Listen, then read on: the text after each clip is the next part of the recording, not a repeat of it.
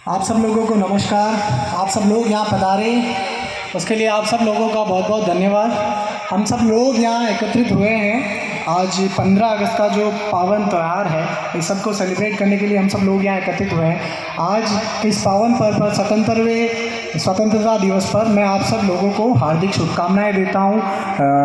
अच्छी बात बताता हूँ आप सब लोगों को, और आपके आगे वाले समय के लिए मंगल कामनाएं करता हूँ कि आगे वाला सब लोगों के लिए समय शुभ रहे, मंगलदायक रहे। साथियों, आज हम सब लोग ये जो त्यौहार मना रहे हैं, फेस्टिवल मना रहे हैं 15 अगस्त, ये इसलिए बना रहे हैं क्योंकि इसी दिन 15 अगस्त 1947 को हमारे जो फ्रीडम फाइटर्स हैं, उनकी मदद से, उनकी जो जाने गई है, उनका जो स्ट्रगल रहा है, संघर्ष रहा है इस देश को अंग्रेज़ों से आज़ाद कराने के लिए, तो उसके उपलक्ष्य में आज उनको याद करते हुए हम सब लोग ये 15 अगस्त को मनाते हैं। और आज अगर हम उनको याद ना करें तो मुझे लगता है कि ये त्यौहार पूरा हो नहीं सकता। तो मैं आज इस पावन पर्व पर उन तमाम स्वतंत्रता सेनानियों का, 6 लाख से ज़्यादा जो लोग थे हमारे, उनकी जान चली गई, कई लोग जेलों के अंदर रहे, हमारे पूर्वज जो थे जेलों के अंदर रहे, कई लोगों को जान गंवानी पड़ी, कई तो हमारे भगत सिंह जैसे इंसान जो थे उन्होंने 20-22 साल की उम्र में अपनी जान गंवा दी, पंडित जवाहरलाल नेहरू, महात्मा गांधी, भगत सिंह, सुभाष चंद्र बोस, मैं उन तमाम लोगों को, तमाम जितने भी लोग थे जिन्होंने इस आज़ादी की लड़ाई में बहुत अहम योगदान दिया। और आज आप और हम सब लोग जो यहाँ बैठे हैं, अच्छे कपड़े पहन पा रहे हैं, अपनी बात कह पा रहे हैं, मुझे लगता है कि इसमें उनका बहुत बड़ा योगदान है। दोस्तों, शिक्षा के मंदिर में हूँ और शिक्षा की बात ना करूँ तो मुझे लगता है कि थोड़ा ठीक नहीं रहेगा। तो मैं सबसे पहले तो हमारे प्रिंसिपल साहब जो हैं, मैं उनको धन्यवाद देना चाहता हूँ कि उन्होंने मुझे मौका दिया बोलने के लिए। और दूसरा इसलिए भी धन्यवाद देना चाहता हूँ कि उनकी कड़ी मेहनत से, जो जितने भी पूरे स्टाफ वाले लोग हैं, उनकी कड़ी मेहनत से हमारे स्कूल को, जो है हमारे गांव के स्कूल को PM श्री के लिए नॉमिनेट किया है। उसके लिए जो बजट मिला है, उसके लिए मैं तमाम स्टाफ को और आप सब गांव वालों को बधाई देता हूं और शुभकामनाएं देता हूं। साथियों, शिक्षा, आज मुझे शिक्षा की बात इसलिए करना बहुत ज़रूरी है क्योंकि ये शिक्षा ही ऐसी चीज़ है जो सब कुछ बदल सकती है। किसी महान इंसान ने कहा है कि एक कागज़, एक कलम और एक शिक्षक समाज ही नहीं पूरी दुनिया को बदल के रख सकता है। और शिक्षा वो हथियार है जिससे आप जीरो से लेके अनंत तक कितना भी परिवर्तन ला सकते हैं। अगर कोई इंसान शिक्षित है तो इस दुनिया में कुछ भी बदलाव ला सकता है, इसलिए शिक्षा बहुत ज़रूरी है। साथियों, दूसरी इम्पोर्टेंट बात, हमारे जो फ्रीडम फाइटर्स थे, स्वतंत्रता सेनानी थे, उन्होंने इस देश की बेहतरीन करने के लिए, अंग्रेज़ों से हमें आज़ाद कराने के लिए, और कई चीज़ें जो अंग्रेज़ों के ज़माने में गलत हो रही थी, हमें स्वतंत्रता नहीं थी बोलने की, खाने की, पीने की, स्पेशली महिलाओं के लिए बहुत ज़्यादा टॉर्चर होता था, उन तमाम चीज़ों के लिए उन्होंने लड़ाई लड़ी और हमें आज़ाद कराया। साथियों, लेकिन आज सबसे बड़ी इम्पोर्टेंट बात यह है कि 77 साल हो चुके हैं हमारे देश को आज़ाद हुए, लेकिन आज भी ऐसी कई चीज़ें हैं जिनमें बदलाव लाने की बहुत ज़्यादा ज़रूरत है।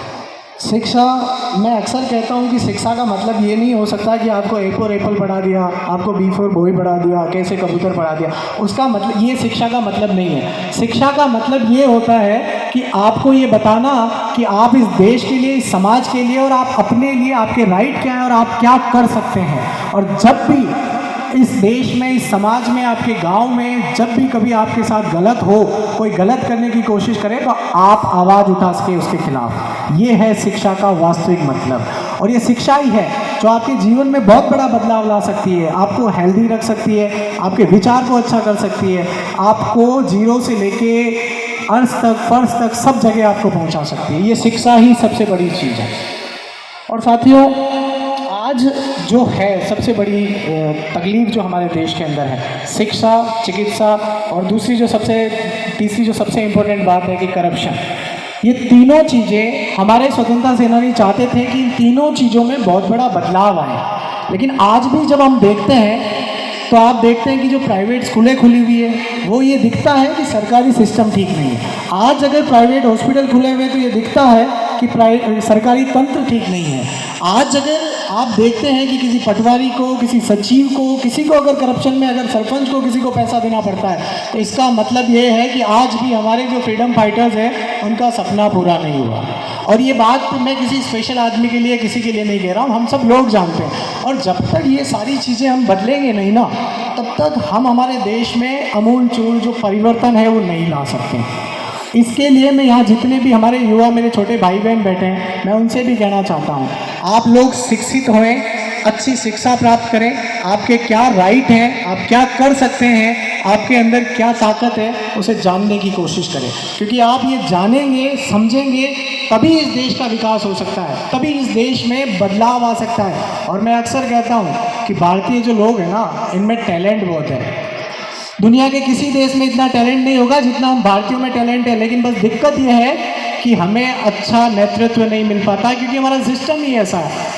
यहाँ तो मतलब कहते हैं ना कि 100 में से 99 बेईमान, फिर भी हमारा भारत महान, तो वो वाला सिस्टम चल रहा है। हम वही वाली बात है, आज तिरंगा फहराएंगे, कल जाके वही कहीं जाके पैसे ले लेंगे, कोई करप्शन कर रहा होगा, कोई अच्छे से ईमानदारी से काम नहीं कर रहा होगा। तो तिरंगा फहराना, क्योंकि कहते हैं ना कि जिनके कर्मों में और दिलों में तिरंगा होता है ना, उनको दिखाने की ज़रूरत नहीं पड़ती है। तो हमें अपने कर्मों में और दिलों में तिरंगा बसाना है, तभी जाके हम इस भारत को बेहतर भारत बना पाएंगे और फिर से सोने की चिड़िया बना पाएंगे। और अंत में एक बात कहूँगा कि कई लोग यहाँ मेरे साथी भी बैठे हैं कि जीवन में कभी भी कुछ भी आप बदलाव के लिए काम करें, चाहे मेरे छोटे साथी बैठे हैं, चाहे मेरे साथ वाले हैं, चाहे मुझसे बड़े हैं, तो एक लाइन बोलना चाहूँगा जो बड़ी फेमस है कि कभी मायूस मत होना ज़िंदगी में, कि कभी मायूस मत होना ज़िंदगी में, तुम्हारा भी कभी नाम हो सकता है।